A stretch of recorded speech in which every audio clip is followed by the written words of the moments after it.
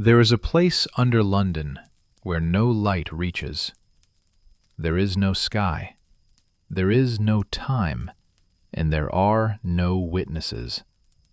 In the Victorian era, people went down there every day, into the water, into the stone, into complete silence. They went where even the sound of breathing seems superfluous, and not everyone returned the same. The silent tunnels beneath Victorian London, the history that the city hid under its feet. Premiere, soon. The city above them. London has not yet woken up. A heavy, viscous fog hangs over the rooftops, making the gas lamps look like muted stars. Moisture settles on the stone, the wood, the metal railings. The wheels of the first carriages roll almost silently, as if the city is afraid to wake itself. But beneath this city there has been no sleep for a long time. There, deep under the cobblestones, people are already moving. On the surface, London seems endless. The streets stretch to the horizon. The windows light up, go out, light up again. The smell of coffee, smoke, horse sweat, and coal merges into a single breath of morning. But none of those hurrying upstairs think that under every step they take, there is another London. Dark, damp, skyless. The first hatch is opened before dawn. The metal creaks briefly, lowly, as if it doesn't want to let go of what it hides beneath. A warm, heavy smell immediately comes from inside. Not sharp, not piercing, but constant, like old breathing. One lamp goes down first. The light slides along the brick walls, along the wet steps, along the water that moves slowly somewhere below, almost noiselessly. Then the first foot, then the second, and one man disappears under the city. Those who descend rarely speak before starting. There are no rituals here, no jokes, no unnecessary words. There is only habit. Hands automatically check the straps. Fingers squeeze the lamp handles. Boots step on the wet metal as if they have done it 1,000 times. And indeed, they did. In London in 1880, almost no one sees these people. Their names are not in the newspapers. Their faces are not on posters. Their work is not celebrated in songs. But the city cannot survive a week without them. A second hatch opens a little further down the street. A third is by the wall of an old warehouse. A fourth is in a narrow alley, where it always smells of wet wood and rotting paper. The city does not even notice how a series of black holes open up beneath it. It is as if it is slowly inhaling. There are no distances in the usual sense underground. Here, they do not measure the path by houses or intersections. Here, they measure the path by water, by smell, by the pressure in the chest. The first meters always seem the easiest. Here you can still hear the sounds from above. Here, the air is still fresh. Here, the path still seems short. It's an illusion. One of the men looks up one last time. The morning light seems unreal, as if it's not real. As if it exists somewhere in a completely different world. Then the hatch is closed. The sound of metal on stone is dull, final. And now above them is only the city, and in front of them is only darkness. Down there, it's never completely quiet. You can always hear the water. It doesn't pour, it doesn't make noise, It doesn't beat. It just is. A subtle, continuous movement, like a pulse. The lamps only illuminate a few meters ahead. Everything beyond is not darkness. It's a lack of imagination. Tunnels can be smooth. They can break abruptly. They can break off. Or they may lead somewhere so far away that even those who have been walking here for years cannot tell where they are now. Someone goes first. Someone always goes first. The lantern in his hand shines steadily, a warm yellow light that seems almost alive here.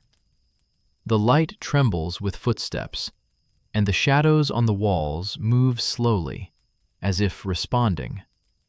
No one looks him in the eye. It is not customary to catch eyes here. The water reaches the ankles.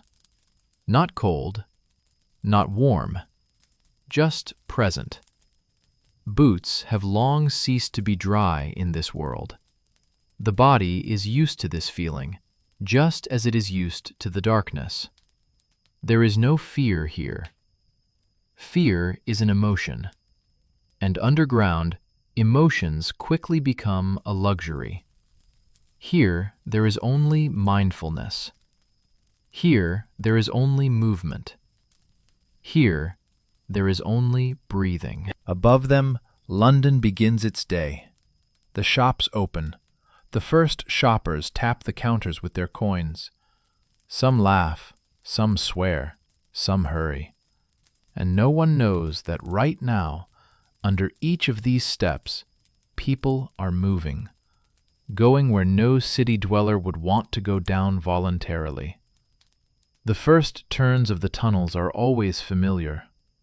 Old seams between the bricks, dark spots on the walls, crooked repairs made decades ago. These places are like memories. They are easy to recognize and hard to forget. But today the path will go further than usual. Those who descend do not yet know this, but the dungeon already knows. London above is still living its morning, and below it, another day is already beginning. A day without a sky, without a horizon, without the sun. A day with only the light of a lamp, and everything that awaits beyond it. The narrow path. The darkness does not change immediately.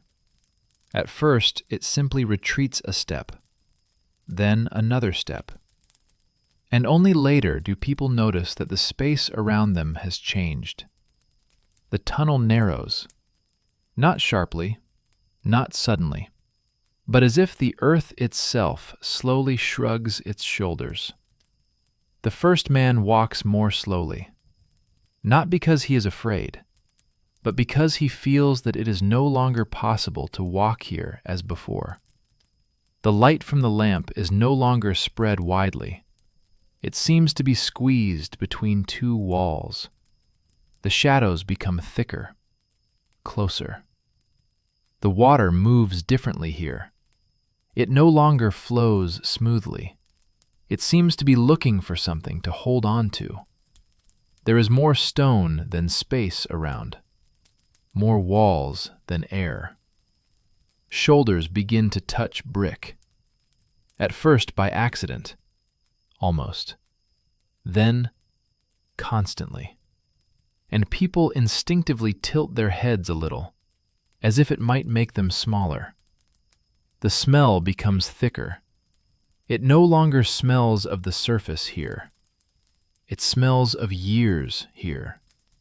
Old water, old stone, old air that has long forgotten what it feels like to be light.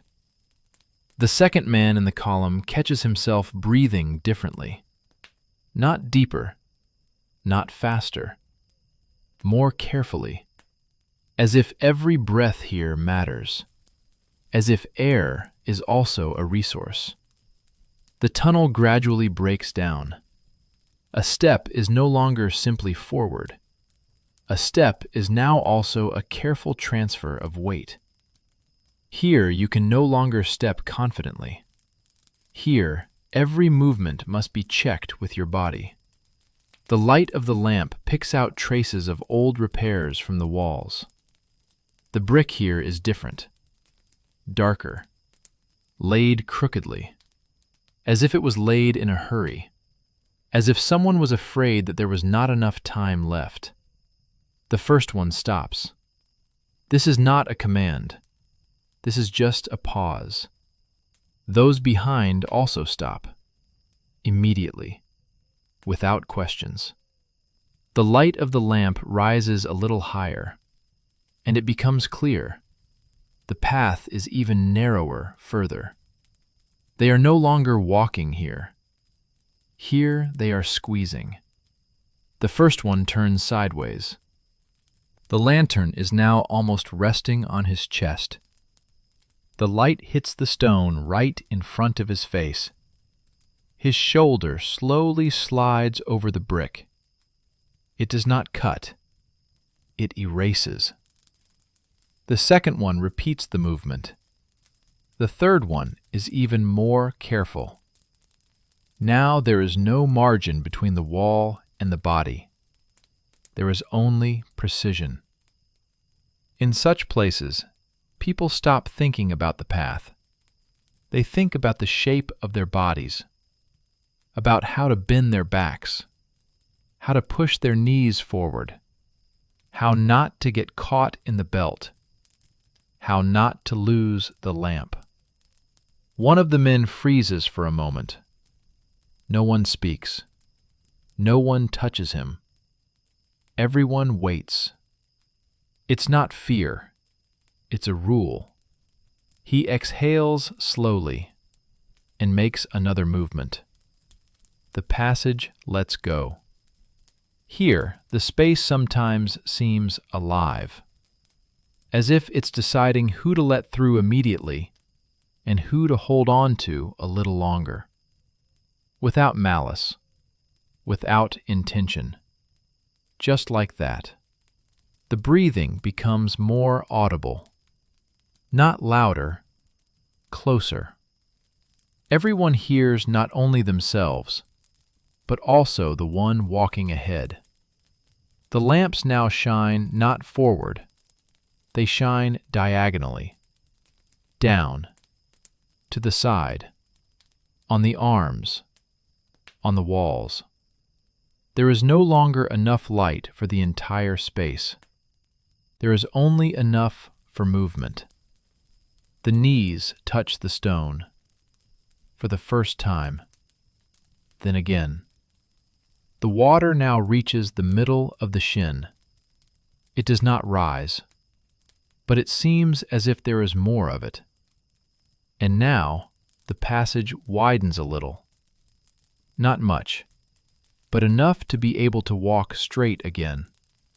People slowly straighten up. They straighten their shoulders. They turn the lamps in front of them. No one comments on what happened. It is not customary to talk about cramped conditions here. They do not talk about darkness. They do not talk about water. These are simply conditions.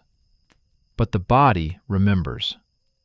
The shoulders still feel the stone for a long time. The chest is the pressure.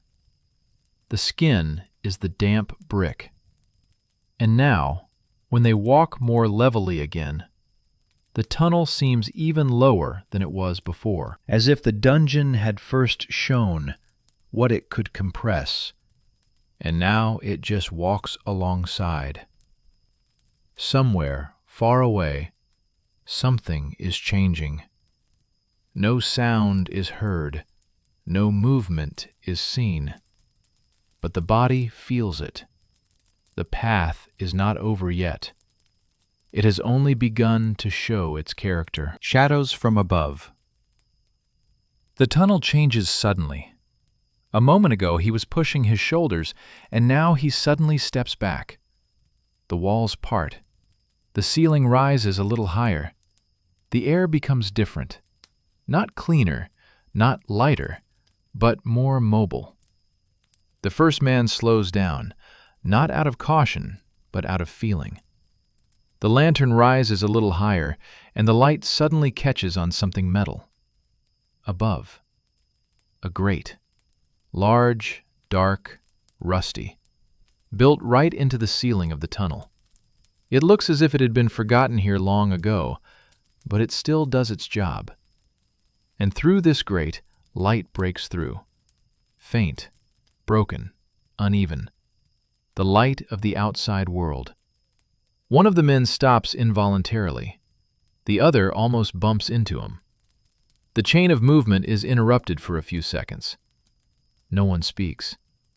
They all look up. There, beyond the metal, another world moves. Shadows slowly slide across the grate. First one, then another. A leg. A wheel. The edge of a cloak. Fragments of life. The rumble from above does not reach here as a sound. It reaches as a tremor. The stone faintly responds to each step above, as if the city is cautiously reminding itself of its existence. The light from the lamps below and the light from above are not similar to each other. The lantern is warm, trembling, human. The light from the street is colder, smoother, alien. They meet on the rusty bars of the grate and do not mingle. One of the men slowly raises his hand, not to touch the grate, but to simply bring the light closer. The yellow circle of the lamp overlaps the cold spots above. For a moment, it seems that these two worlds might intersect. But this does not happen. The shadows above move faster. Someone is running. Someone is pulling something heavy. The wheels pass one after the other. Life there does not slow down. It does not even suspect that people are standing below it right now and looking through the metal at its soul. Here, below, no one speaks. Because if you speak, the illusion of closeness will be destroyed. The smell from above does not reach here. No bread, no smoke, no morning coffee. Only light. And even that doesn't get here completely. One of the men feels a strange thing. It seems to him that he is now closer to the city than when he was walking down the street. Because now there is no distance between them. Now there is only a grate between them. The lantern is lowered. The body reminds him the path is not over. The first one takes a step further. The light of the lamp breaks away from the grate. The shadows above slowly slide down from the ceiling. The metal becomes just metal again. The world is somewhere far away again. Now the tunnel leads sideways again, not up, not to people, but deep down. And after a few steps, there is nothing left of the light above. Only memory. The air becomes thicker again. The smells gather together again. The water is heard again underfoot. Someone thinks about the street, not a specific one, just the feeling of the flat ground, about the sound of footsteps on dry cobblestones. This thought doesn't last long. Thoughts don't last long in a dungeon. Now they are back in the darkness, which has no openings. The grate is left behind, as a reminder of how close and how far two worlds can be. The path continues, and now it will become wider, deeper, and more dangerous in a different way. The roads beneath the roads. The darkness here no longer seems solid. It is layered. Ahead are several directions. To the left is a narrow tunnel where the water flows faster. Straight ahead is a wide passage with a low ceiling. To the right is a darker area where the air seems colder. There is also an intersection underground. The first man does not stop immediately. He takes a few more steps forward, as if listening with his feet where it is better to go. The water under his feet behaves differently here. It does not simply flow, it diverges. One stream stretches to the left. The second disappears into the depths. The third moves barely perceptibly to the right. The lanterns rise. The light cuts the darkness into sectors. Each direction receives its portion of yellow glow. The walls are different. On the left, smoother, with more even masonry. On the right, older, with deep seams. On the right, darkened, almost black from time and moisture. It's easy to make a mistake here, not because of fear, not because of haste, because of uniformity. All these tunnels look similar. The same bricks, the same stains, the same water. And only small details tell where each one leads. The second man comes closer. He leans over the water, watching its movement. They don't read maps here. They read the current here. Someone taps softly with his hand on the wall. The sound is dry. Death. There's a cavity behind the wall here, and where there's a cavity, the pressure often changes. And where the pressure changes, the water behaves differently. Decisions are made without words. The first one simply turns left, and everyone follows him. The left tunnel turns out to be narrower, but with a flatter bottom. The water here moves confidently. It doesn't spin. It doesn't stand still. This is a good sign. Gradually, the tunnel becomes like a long corridor. The ceiling is flat. The walls are almost parallel. If you look for a long time, it may seem that it is endless. The light from the lamps slides along the walls the same way. The shadows here don't jump. They float, slowly, evenly, like the water under your feet. Somewhere up there it is night now. It feels like it has no clocks. The air is getting colder. The smells are drier. It's as if the dungeon is also evening. Sometimes narrow openings appear on the sides, dark, without light. They look like doors behind which no one lives, and no one knows where exactly they lead. One of the men glances there briefly, not out of curiosity, but out of instinct. People always look into dark openings here, even if they don't go there. Somewhere ahead, a different sound of water can be heard, not smooth, but muffled, as if it's falling from a small height somewhere. This means a change in level. The first one slows down again. Here, people always slow down before a change. The lantern rises higher. The light catches the edge of a stone ledge. Behind it, there's a small descent. The water is colder here. Not much, but the body feels it immediately. The boots touch another layer. The stone there is smoother, slippery. Now the path will change its character again. Those who are walking already know this, not because they have seen it, but because the dungeon always warns not with sound, but with feeling. One by one they descend lower, without haste, without words.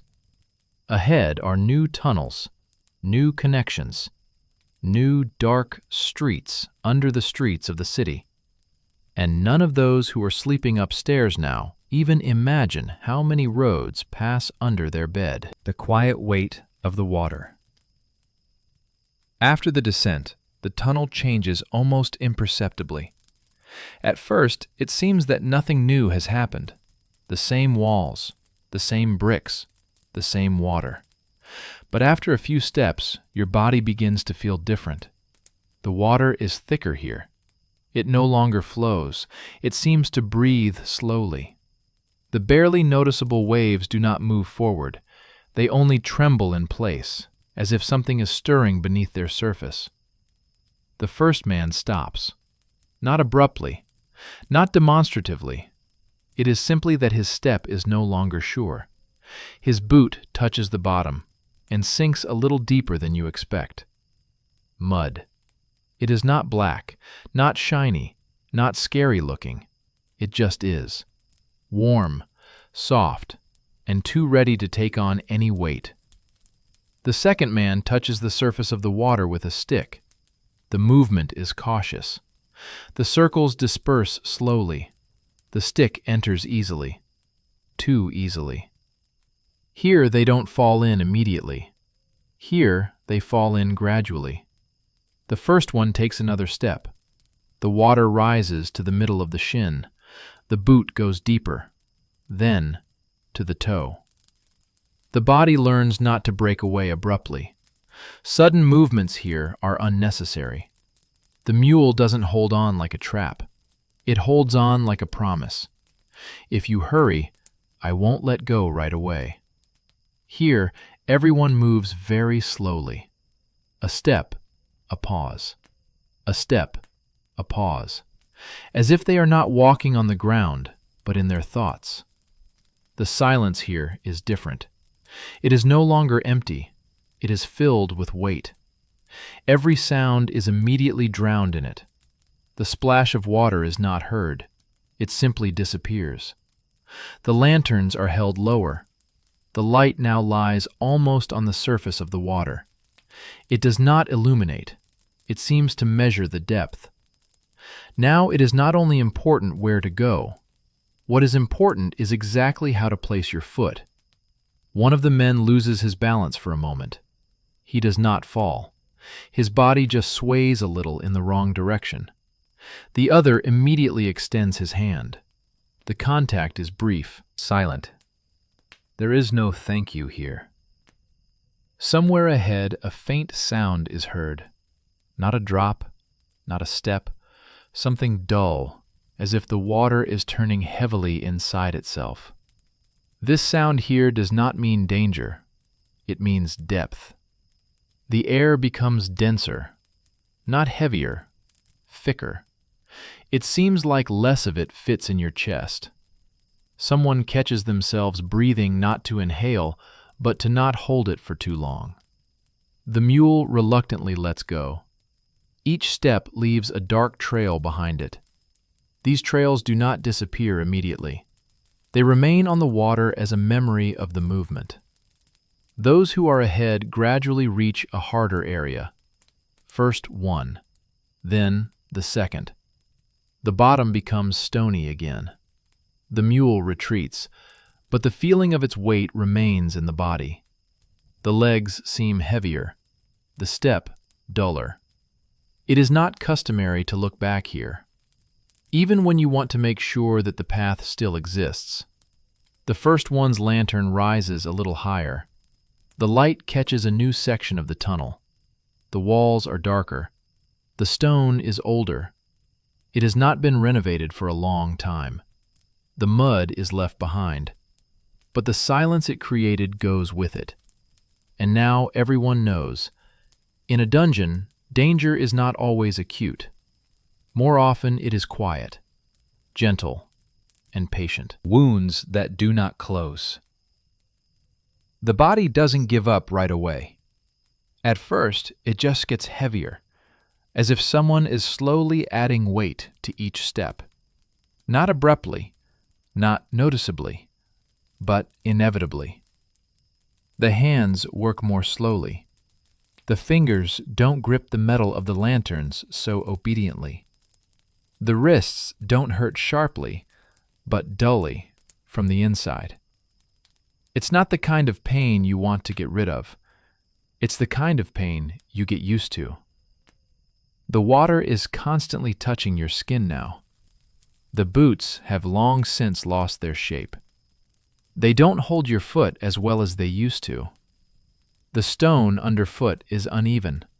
Sharp protrusions occasionally find your knee, your shin, your ankle. The first scratch appears almost imperceptibly. No one sees the moment. No one hears the sound. Just a few minutes later, a small stain darkens on the sleeve. Then another, and more. The brick here is not aggressive. It is patient. It does not cut with one blow. It erases gradually. One of the men pulls on the sleeve as he walks. He does not look. He does not check. Here, checks are unnecessary. His back begins to remind him of itself, not with pain, but with a feeling of constant tension, as if someone is holding invisible hands on his shoulders. The steps become shorter. This is not a decision. This is a reaction. The body itself saves movement. Sometimes someone stops for a few seconds longer than necessary, not because of danger, because of fatigue. Then the others stop too, without gestures, without signals. Here, the pauses spread out like a breath. One of the men drops to one knee.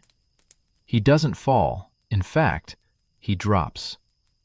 The stone is cold, but it's even.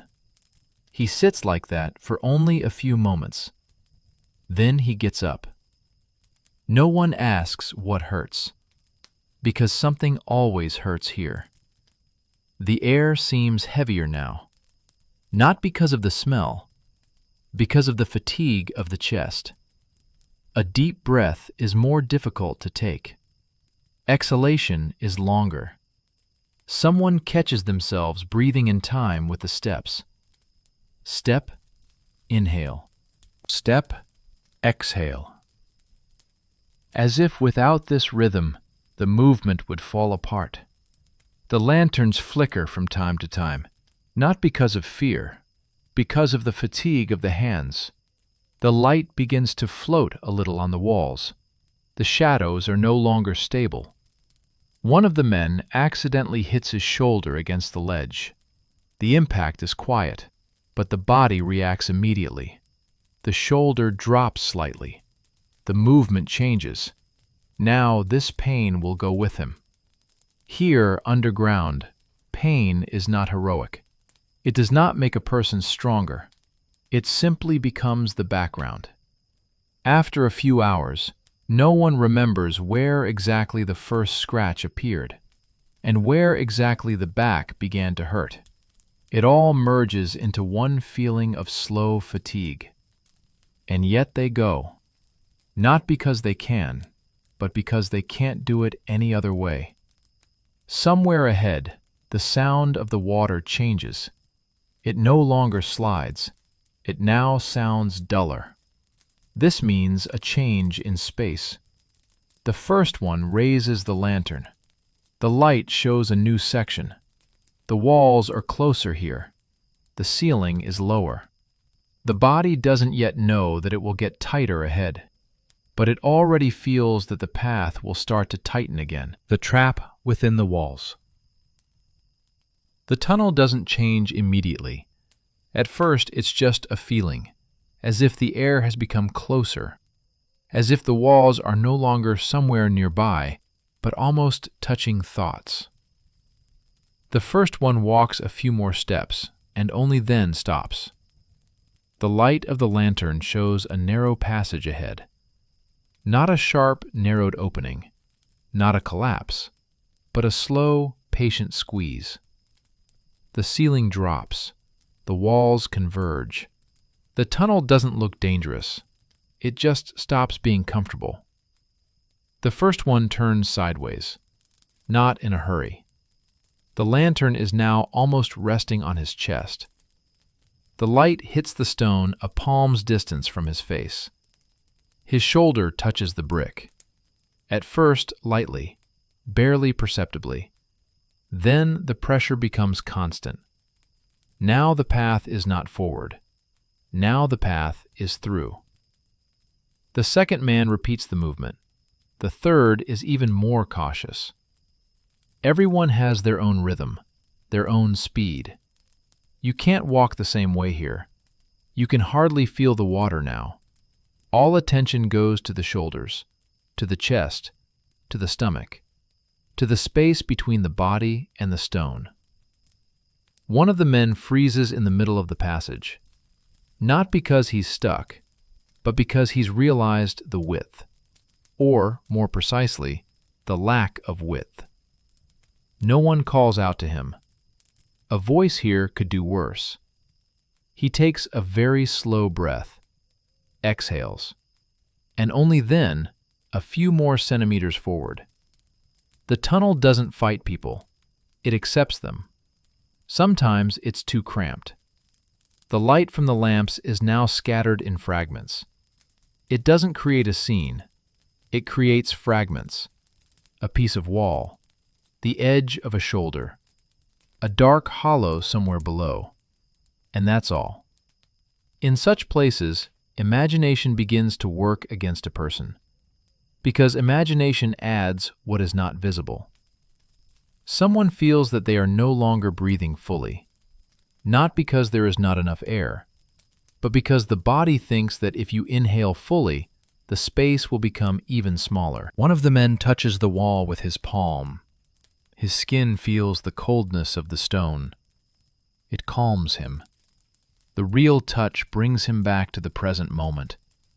Here, you can't think about the end of the passage, because then it seems that there is no end.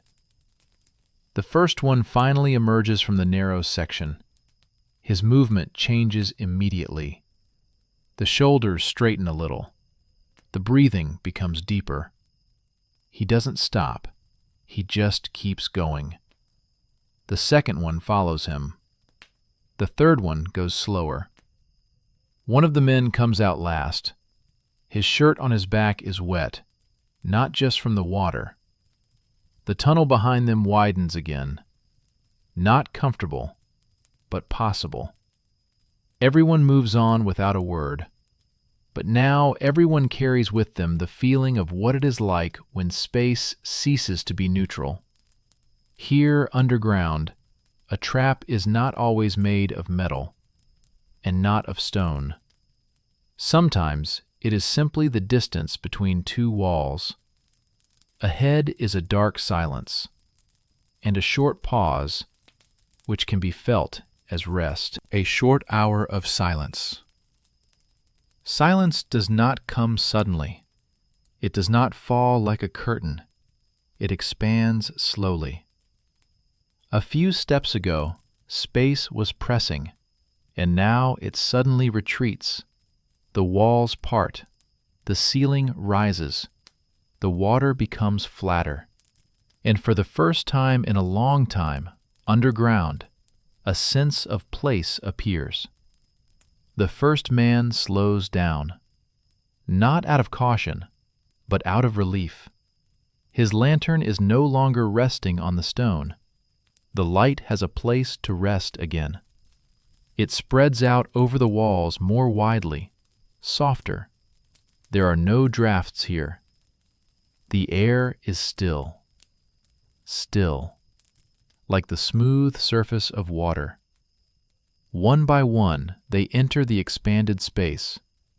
No one says, "You can stop." The stop just happens. Someone lowers their shoulders. Another changes their grip on the lantern. Another carefully shifts their weight from foot to foot, feeling how their body gradually releases the tension. You can stand here, without pressing, without bending, without thinking about the width of the passage.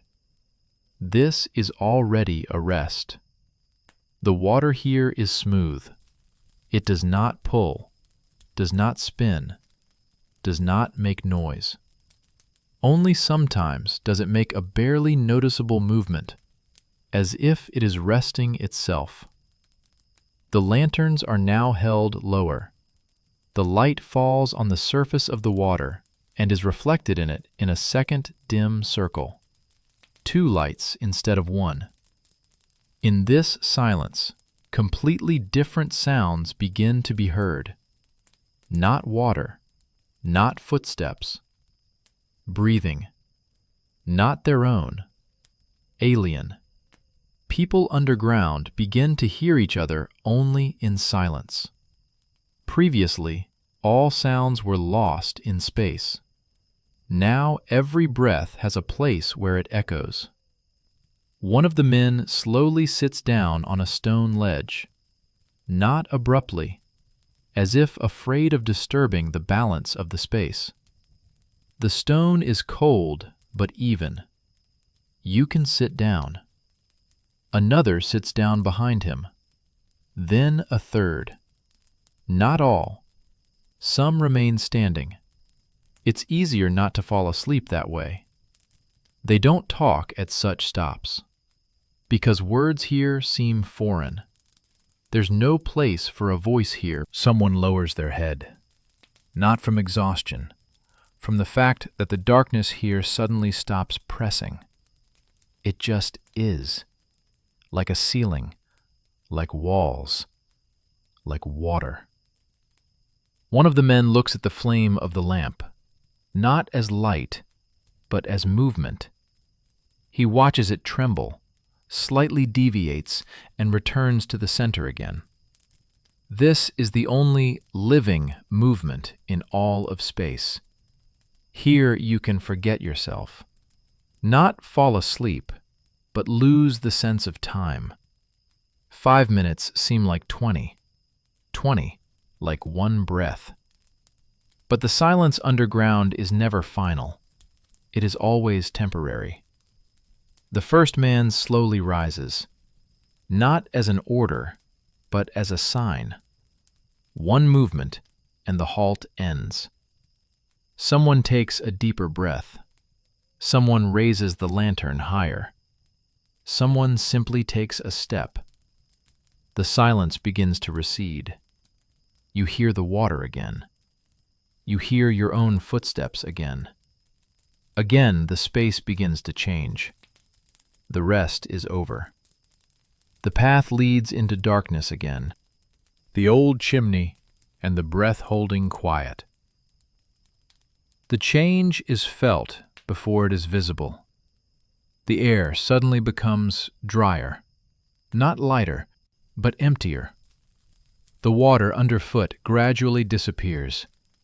First, it becomes smaller, then a thin film, and after a few steps, it is gone altogether.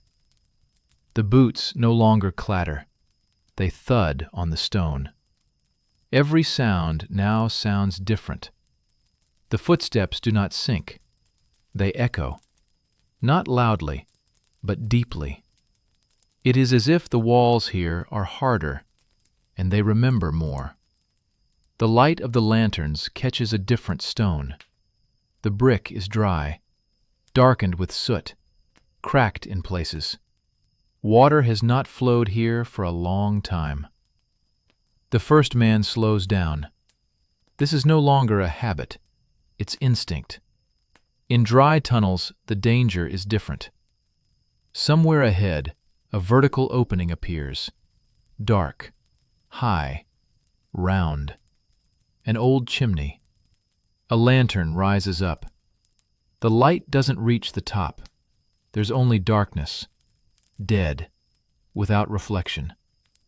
The walls of the chimney are covered with old soot. It doesn't crumble.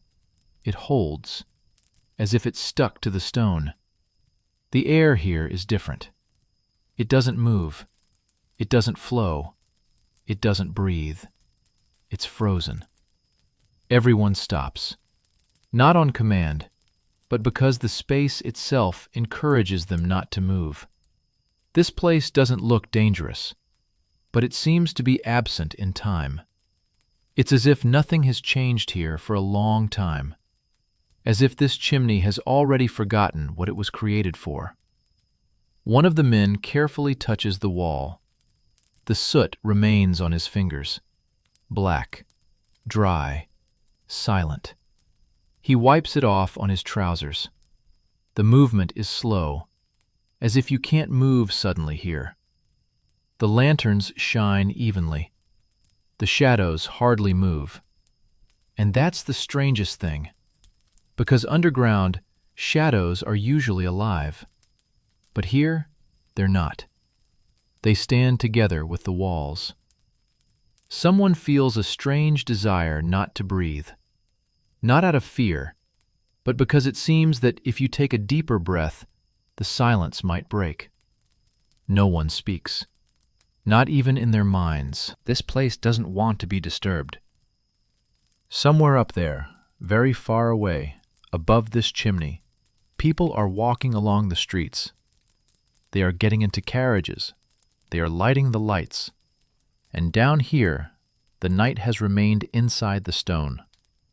The first one is slowly turning back, not because the journey is over, but because they have already passed this section. They are not going under the chimney. They are passing by, like passing by old things that can no longer give anything. After a few steps, the dry silence begins to weaken. The air becomes more humid again. The smell of water returns. And only the black walls behind them will remind them that they have just passed a piece of the underground past that no one needs anymore. Beneath the evening sky, they feel the evening before they see it. It's not light, not sound, not smell. It's cold. It comes gradually, not abruptly, not like a blow, but like a slow replacement of one air by another. What was moist and warm is becoming cool. What seemed constant is beginning to change. The first one catches the feeling in his chest. The inhale becomes a little sharper. The exhale is longer. The air seems cleaner now, but colder. The water appears again under his feet. It's thin, cold, not like before. Now it seems to touch not only boots, but bones. The lanterns shine the same, but the shadows change. They become longer, not because there is less light, but because the space has changed its angle. Now every movement leaves a mark in the darkness. The posture changes. Backs sag slightly. Heads lean forward. As if the body itself understands. The day above is over. Somewhere far away, above their heads, London is entering evening. Windows light up. Lights light up. Thoughts light up. And underground night does not come as light. It comes as temperature. Someone catches themselves that their fingers have become less obedient. The movements are smaller, slower. The metal of the lantern seems colder than before. The lantern of one of the men trembles for a moment more strongly. Not because the flame is weakening, but because the hand is tired of holding it for so long. Evening underground is not about rest. It's about summarizing. The shadows now almost reach the ceiling. They merge into each other. Sometimes it seems that the darkness is moving faster than people. One of the men looks at his hands, at the dirt, at the small scratches, at the traces of soot, and he understands. If you turn off the light now, these hands will no longer be there. They will disappear with the body. Now each step has a little more weight. Not physical, internal. Somewhere ahead, the tunnel becomes flatter, wider, as if the dungeon is preparing a long, even stretch. This is not relief. This is just a different type of road. The water here flows slowly, no turbulence, no whirlpools, as if she too is tired of moving. The air is so cold that you can see steam on her breath. Every exhalation becomes a small cloud. She rises and immediately disappears. Now the darkness is getting thicker, not black, but bluish-gray. This is what a starless night looks like. The first one moves on without stopping. He knows. Stopping here will only lengthen the journey. The others follow him, not because they have to, but because the underground night does not tolerate standing still. The journey stretches for a long time, straight, without events. And that is precisely what makes it difficult. Because when nothing happens, a person begins to hear himself. The road that never ends. The tunnel doesn't change anymore. It doesn't narrow. It doesn't widen. It doesn't rise. It doesn't fall. It just stretches. Even, gray, without features. At first, it even seems like a relief. It's easier for the body when it doesn't have to adjust to the space. The step becomes even. The breathing becomes steady. But over time, the evenness itself begins to oppress. The light from the lantern falls evenly, step after step, shadow after shadow. There's nowhere to catch your eye. It's not scary here. It's empty here. After a while, a person stops counting steps. Then he stops feeling the distance. Then he stops feeling how long he's been walking. A strange feeling arises, as if you are not moving forward and the tunnel is slowly moving through you. The water under your feet no longer changes its sound. It sounds the same on the right and on the left and in front. The lights now seem small, not because of the darkness, because of the scale of the emptiness. One of the men finds himself not being able to remember when exactly they last stopped. Not in minutes, in sensations. The fatigue no longer comes in waves. It becomes the background, like a ringing in the ears, like a constant weight in the chest. Now, it is not a specific place that hurts. Movement hurts. Consciousness begins to disconnect. The gaze is directed forward, but thoughts no longer follow the body. They wander. Someone remembers home. Not a specific room, not a face, but the feeling of a dry floor, warm light, silence without an echo. This thought does not last long. The dungeon does not like memories. The smooth tunnel continues. The same seam in the brick repeats itself again, and again, and again, as if space itself is stuck in a loop. The steps become mechanical. The body moves, and the mind watches this movement as if it were someone else's. Someone slows down for a moment, not because it is difficult, but because a strange thought arises. What if this tunnel does not end? No one voices it, but almost everyone has it. The darkness here does not seem like a threat.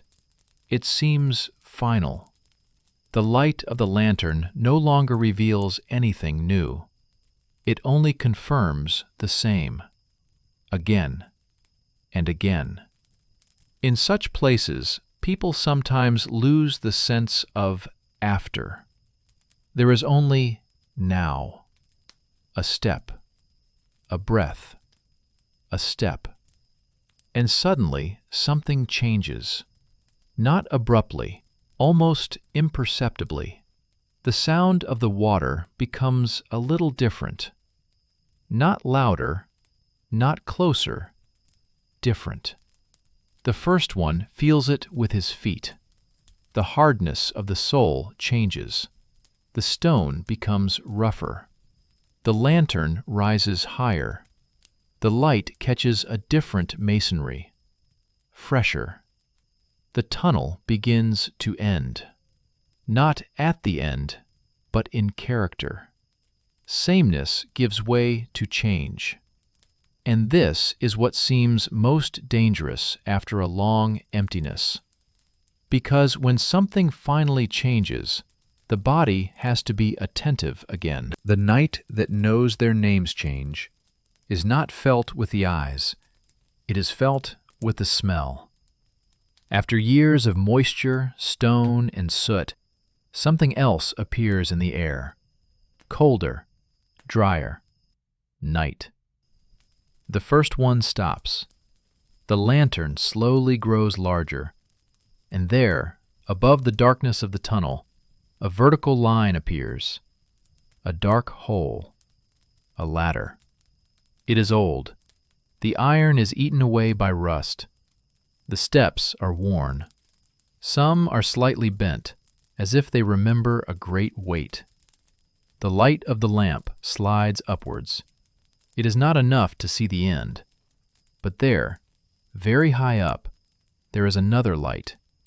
Not yellow, not trembling. Cold. Moonlight. No one speaks. Words would be superfluous here. The first one puts his hand on the ladder. The metal is cold, not like water, and not like stone, otherwise.